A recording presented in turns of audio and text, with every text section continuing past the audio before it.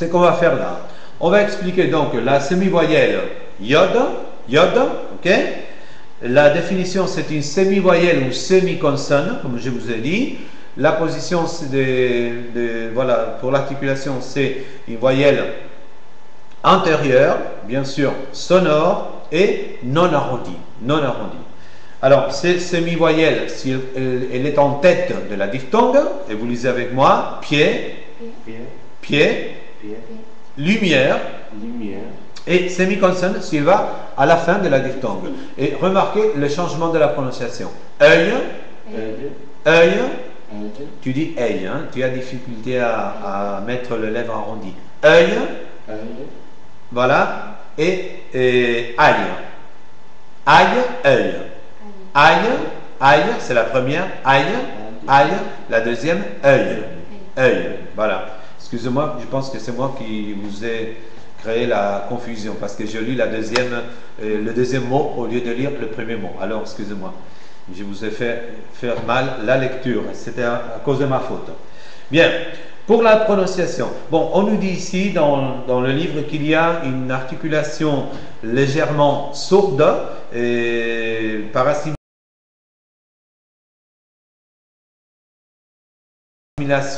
Mais c'est vrai que si les groupes formés par le iode elle est précédée d'une consonne sourde, il y a une prononciation légèrement sourde, mais on ne va pas faire attention à ces petits détails pour la transmission, sinon ce serait trop compliqué. Mais en effet, c'est quand vous dites avec P ou T, hein, pierre, tiers, il y a une prononciation légèrement sourde. On va passer à la graphie, les équivalences graphiques. D'abord, vous avez la lettre I, position initiale et suivie de voyelles. I, position initiale, suivie de voyelles. Vous le lisez avec moi. Hier, iode. Hier, iode. D'accord? Hier, iode. Remarquez que la lettre I précédée des consonnes et suivie des voyelles. Précédée des consonnes et suivie des voyelles. Exemple, Pierre, lion. Ok? Aussi, la lettre I précédée d'un groupe liquide. Un groupe liquide, c'est une consonne plus R ou L. Par exemple, bleu, dre, pre, ne, excusez-moi, tre, etc.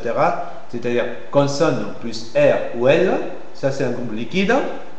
Et suivi de voyelles. Alors, on prononce dans ce cas, attention, on prononce I. Hein?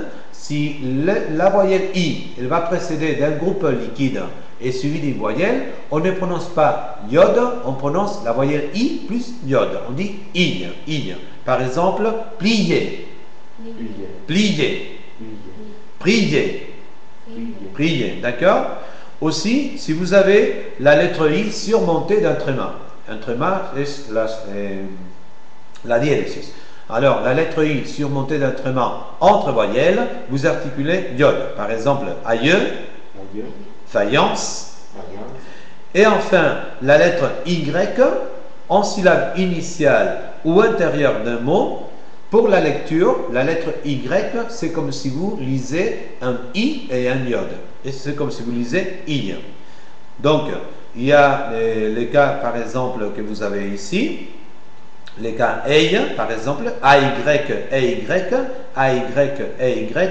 suivi d'une voyelle prononcée, les groupes AY, suivi d'une voyelle prononcée, vous prononcerez EI, d'accord?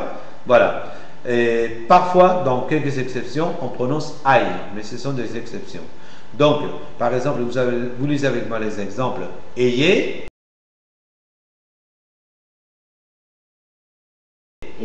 propre de la ville, Bayonne. Mais normalement, si vous avez AY et Y, vous lirez aïe. Par exemple, le verbe payer, et le verbe parar. Hein? Vous savez qu'il y a beaucoup d'étudiants hispanophones qui lisent le verbe payer, parar, ils disent pailler, mais c'est pas pailler, c'est payer. D'accord? L'exception, c'est de dire aïe, comme Bayonne. Et ça, c'est l'exception. Ok? Bien, si vous continuez, il y a aussi la graphie OY, que vous lirez Y. C'est une triphtongue, d'accord? Y. À chaque fois que vous verrez OY, vous lirez Y. Exemple, voyage, doyen. Et bon, il y a un petit nombre de mots, il y a des exceptions, mais c'est pas beaucoup, parce que la graphie est différente. Pardon, la graphie est la même, mais la prononciation c'est pas Y, c'est la prononciation oye, c'est le cas des oye et coyote. Voilà, mais c'est un petit nombre de mots. Aussi, vous avez la graphie UY. Dans ce cas, vous lisez une triphtongue. Oui. Par exemple, tuyau, bruyant. Et il y a quelques exceptions. Par exemple, vous avez là les cas des gruyère et bruyère. Parce que dans ce cas, on ne lit pas une triphtongue, on lit la voyelle U plus diode. Gruyère. D'accord? Ensuite, une autre graphie importante qui normalement vous pose des fautes de lecture à cause de la graphie. C'est la terminaison I.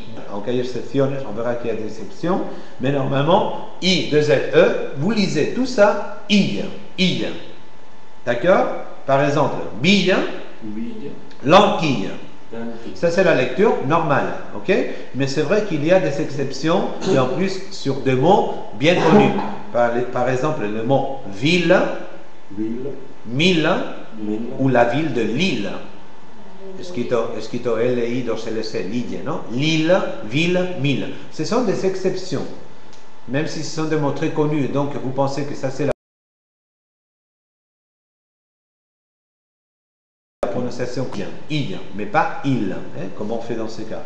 Enfin, vous avez aussi la graphie, c'est la même graphie I2LE, position finale, précédée des voyelles, dans la prononciation équivaut à iode. Tout ça, I-L-L-E, I2LE, tout ça, si dans la position finale, elle est précédée des voyelles, tous ces quatre lettres, I2LE, tout ça représente simplement le iode. Simplement. Voilà pourquoi vous dites abeille, ouille. Alors, c'est pas oui, d'accord, ou c'est pas le mot brouillard. Parfois, vous dites brouillard, c'est brouillard, parce que la prononciation I-L-L-E, d'accord, représente, ou I-L-L, représente tout ça, la semi-voyelle. D'accord? Donc, on dira abeille et ouille.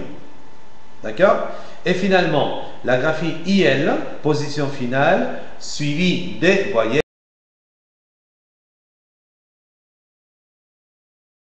Et IL, bon, on dit suivi, mais je pense que là, il y a une erreur. Je ne sais pas si c'est corrigé sur votre photocopie. Ça sera précédé, d'accord, des voyelles. Parce que c'est IL. C'est la partie finale. Donc, si vous avez la graphie IL, aussi précédée des voyelles, vous direz iode. Par exemple, orteil, émail. Et voilà pourquoi le mot travail, on lit travail. Parce que parfois, il y a des étudiants qui disent travel. Mais c'est A más IL. Donc, travail. Ou la parole sol. On dit soleil. Parce que c'est la terminaison IL précédée des voyelles. C'est un peu comme on a dit avant avec la voyelle, la terminaison I2LE. D'accord? Bien. On va donc faire la lecture pour voir la pratique, c'est plus important.